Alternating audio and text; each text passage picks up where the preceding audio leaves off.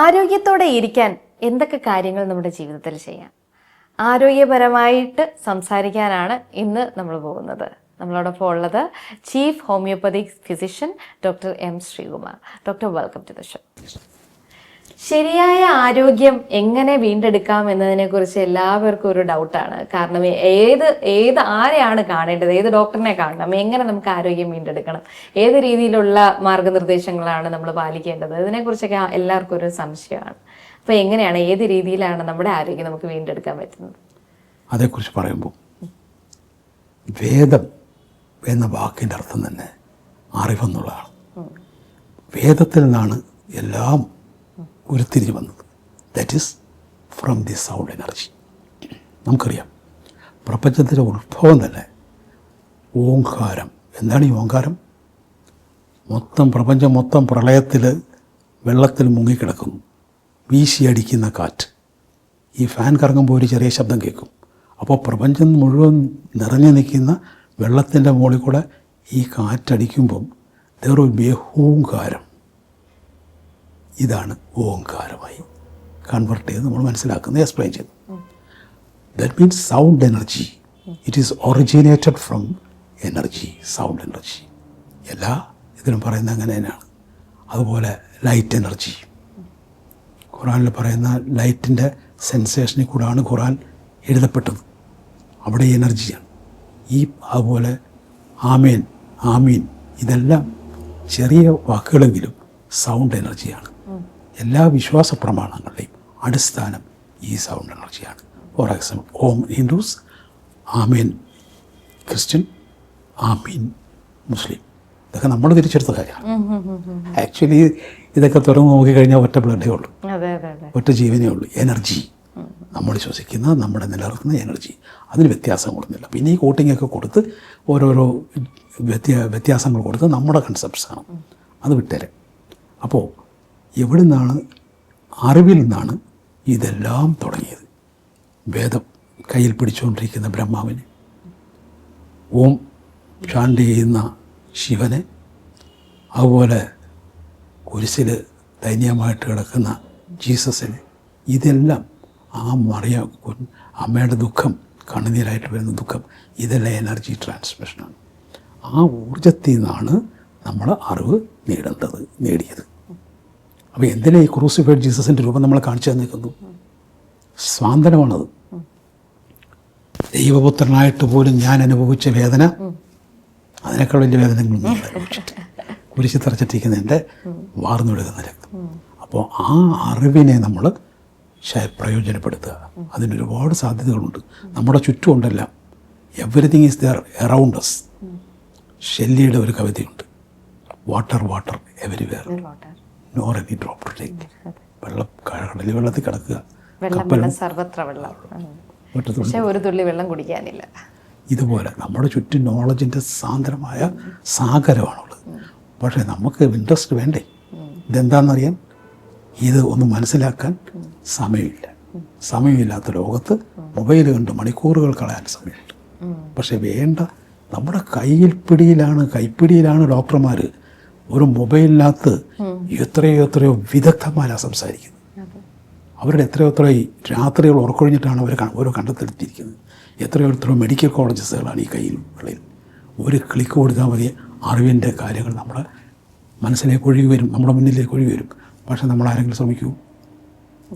ബഹുഭൂരിപക്ഷവും അതൊന്നും നേടാൻ ശ്രമിക്കുന്നില്ല. ഇനി പ്രസിദ്ധീകരണങ്ങളായിട്ട് ഈ കഴിഞ്ഞ മാസത്തെ മാതൃഭൂമി ആരോഗ്യ മാസികയുടെ സ്പെഷ്യൽ ഇഷ്യൂ തന്നെ രോഗാണുക്കൾ തോൽക്കുന്നു, മരുന്നുകൾ തോൽക്കുന്നു. രോഗാണുക്കൾ മുമ്പിൽ മരുന്നുകൾ മ്യൂട്ടേഷൻ കൊണ്ട് തോക്കുന്നു, രോഗാണുക്കൾ ശക്തി പ്രാപിച്ചു പോയിക്കൊണ്ടിരിക്കുന്നു. ഇതുപോലുള്ള അറിവുകൾ എത്ര അമ്മമാർ ഉൾക്കൊള്ളുന്നുണ്ട്? ഇതൊക്കെ ഇങ്ങനെ നടക്കുമ്പോൾ അത് ഞങ്ങളുടെ കാര്യമല്ല, ഞങ്ങളുടെ ബാധ്യതയല്ല. ഇതൊന്നും വായിക്കാൻ ഞങ്ങൾക്ക് സമയമില്ല. We have a lot of busy engagements with beauty parlour, with clubs and all of friendship and duties. ഇതൊക്കെ നമ്മളൊന്ന് പഠിക്കണ്ടേ, മനസ്സിലാക്കാൻ ശ്രമിക്കണ്ടേ? എന്നാലല്ലേ ശരിയുടെ വഴി എന്ന് പറയുന്ന വഴി തിരഞ്ഞെടുക്കാൻ പറ്റൂ. അന്വേഷിക്കുവിൻ, കണ്ടെത്തും, മുട്ടുവിൻ, തുറക്കപ്പെടും എന്നൊക്കെ പറഞ്ഞേക്കുന്നത് വെറുതെ അല്ല. You have to try to acquire the right knowledge. അതിന് നമ്മൾ ശ്രമിക്കണം എന്നാണ് പറഞ്ഞിരിക്കുന്നത് അന്ന് പോലെ. പക്ഷേ ആര് ശ്രമിക്കുന്നു?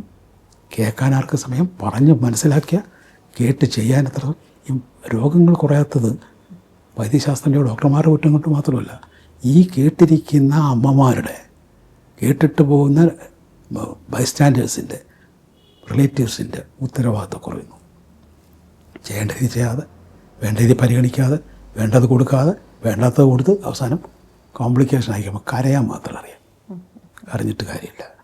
മക്കളുടെ കാര്യത്തിലായാലും കുടുംബക്കാരുടെ കാര്യത്തിലായാലും നമ്മൾ ചില കാര്യങ്ങൾ നിയന്ത്രിക്കണം. അപ്പോൾ അറിവ് കിട്ടാനുള്ള സ്രോതസ് ഒരുപാടുണ്ട്. ഫോർ എക്സാമ്പിൾ, എൻ്റെ ക്ലിനിക്കിൽ നിന്ന് ഞാൻ കൊടുക്കുന്നത് ഓരോ പേഷ്യൻസിനും 5 ഷീറ്റ് വീതം കൊടുക്കുന്നത്. That is just like lecture notes or printed notes. അവർക്ക് വേണമെങ്കിൽ വീട്ടിൽ 10 ദിവസം കഴിഞ്ഞ് വരുമ്പോൾ വായിച്ചിട്ട് പഠിച്ചിട്ട് വന്നാൽ മതി എന്ന് പറയും.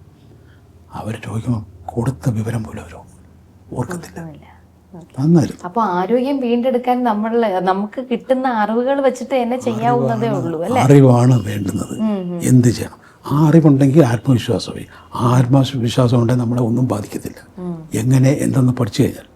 അപ്പോൾ അതുകൊണ്ട് നമ്മൾ ഈ അറിവുകളെ പരമാവധി സോഴ്സുമായിട്ട് ബന്ധപ്പെട്ട് അറിയാൻ ശ്രമിക്കുക. അതിൽ ആത്മാർത്ഥതയുള്ള ഡോക്ടർമാരുടെ സപ്പോർട്ടുകൾ നമുക്ക് വേണം. ഒരു കാര്യം പണ്ട് തന്നെ വേദം കേട്ട് പഠിച്ചതാണ് വേദം. ഈ വേദമാണ് അറിവിൻ്റെ എല്ലാത്തിൻ്റെ ഉറവിടം.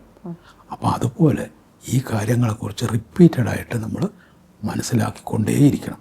കാരണം ഇന്ന് നമ്മളെ തെറ്റിദ്ധരിപ്പിക്കാനാണ് എല്ലാ ശാസ്ത്രങ്ങളും ശ്രമിക്കുന്നത്. മുതലെടുപ്പാണ് എല്ലാ ശാസ്ത്രത്തിൻ്റെയും. എന്തിനേയും കോഴ്സുകൾക്ക്, വൈദ്യശാസ്ത്ര കോഴ്സുകൾക്ക് ഇത്രയും തിരക്കും തിടുക്കവും എക്സ്പെൻസും ആകുന്നത് നടത്തപ്പെടുന്ന പരീക്ഷ പോലും കള്ളത്തരത്തിലായി മാറിയില്ലേ? എന്തിനാ? നമ്മളെ നാട്ടിൽ തന്നെ ചികിത്സങ്ങ് രക്ഷപ്പെടുത്തി കളയാന്നുള്ള മറ്റൊന്നുമല്ല. ഇതൊക്കെ മണി മോട്ടീവായിപ്പോയി. ഈ ലോകത്തെ കാഷിൻ്റെ അതിപ്രസരം വന്നതോടുകൂടി നമ്മളെ രക്ഷിക്കാനുള്ള വൈദ്യശാസ്ത്രത്തെ പോലും കണ്ടു കാണാൻ പറ്റാതായിപ്പോയി. അതുകൊണ്ട് അറിവ് നേടുക, അതാണ് വേണ്ട അടിസ്ഥാനപരമായ ഉത്തരവാദിത്വം. ആർക്ക് വേണം ശരിയറിവുകൾ എന്നുള്ള എൻ്റെ ഇനി എഴുതാൻ പോകുന്ന ലേഖനത്തിൻ്റെ എസൻസാണ് ഞാൻ പറയാം. വളരെ ചുരുക്കിയാണ്. അതായത് നമ്മളെക്കുറിച്ച് തന്നെ, നമ്മുടെ ആരോഗ്യം നമ്മൾ തന്നെ മനസ്സിലാക്കുക, അത് വെച്ചിട്ട് ഒരു അറിവ് നേടുക. ഒരുപാട് നമ്മുടെ ഫോണിൽ നമ്മൾ തുറന്നു വെച്ചേക്കുമ്പോൾ തന്നെ ഒരുപാട് കാര്യങ്ങൾ, ഒരുപാട് ഡോക്ടേഴ്സ് വന്നിട്ട് ഒരുപാട് പ്രശ്നങ്ങളെക്കുറിച്ച്, അതിൻ്റെ പ്രതിവിധികളെക്കുറിച്ചും ഒക്കെ പറയുന്നുണ്ട് അല്ലേ?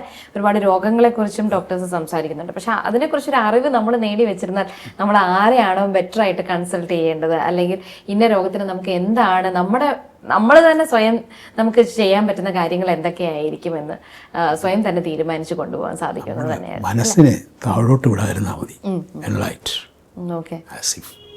ഈ അറിവുകളുടെ കാലുകളിൽ, ഉറച്ച തൂണുകളിൽ കെട്ടിപ്പൊക്കുന്ന ഒരു ശരീരത്തിന് ഒന്നും പേടിക്കണ്ട. പക്ഷെ മോളിൽ ഈശ്വരാദിനെ ചോദിച്ചു വാങ്ങിച്ചുകൊണ്ടിരിക്കണം. നമ്മുടെ കഴിവുകൊണ്ടൊന്നുമല്ല നമ്മൾ അടുത്ത നിമിഷം ജീവിച്ചിരിക്കുന്നു എന്നുള്ള നമ്മുടെ കഴിവല്ല. ഒരു സെക്കൻഡ് ഇപ്പോൾ യുദ്ധം തുടങ്ങിയിട്ട് ഒന്ന് ആലോചിച്ച് നോക്കി. മനുഷ്യനെ കൊന്നു നശിപ്പിക്കുന്നു. എണ്ണയ്ക്ക് വേണ്ടി എണ്ണക്കിണറുകൾ ബോംബിട്ട് തകർക്കുന്നു. എണ്ണ നിറച്ച കപ്പലുകൾ തകർക്കുന്നു. എന്ത് നേടുന്നു? മഹാഭാരതത്തിൽ പറഞ്ഞിരിക്കുന്ന പോലെ മഹാഭാരത യുദ്ധം കഴിഞ്ഞിട്ട് ഈ 5 പേരും നടന്നു നീങ്ങി പോകുന്ന കാര്യമുണ്ട്. എന്തിനായിരുന്നു യുദ്ധം? എല്ലാം വിട്ടിട്ട് തപസ് ചെയ്യാൻ പോകും. അപ്പോൾ ഡോക്ടർ എം ശ്രീകുമാർ പറഞ്ഞതുപോലെ തന്നെ നമ്മളെല്ലാവരും ആരോഗ്യകരമായി തന്നെ ചിന്തിക്കുമ്പോൾ ആരോഗ്യകരമായ കാര്യങ്ങളെക്കുറിച്ച് കുറച്ചുകൂടി അറിവ് നേടിയിട്ട് വളരെ ആരോഗ്യത്തോടെ ഇരിക്കാൻ ശ്രമിക്കുക. Anyway, thank you doctor. Thank you so much. Thank you very much.